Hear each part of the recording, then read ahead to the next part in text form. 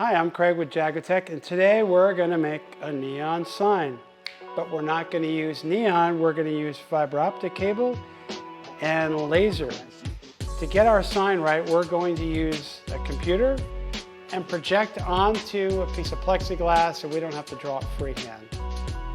And believe me, when we're done, you're going to be shocked at how great a sign you're going to be able to make. All right, now we're just going to take our plexi. This is kind of fun, it's like unwrapping a present.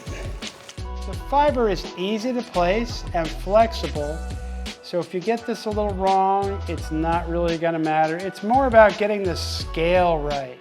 You need the end cap to protect your eyes, and it's going to reflect light back so that it's brighter. It's not glass, obviously, so it's not going to break easy. I'm tipping it in, I'm tightening it down. This one is set on red and this one is set on green. It's emitting light 360 degrees, which is similar to neon.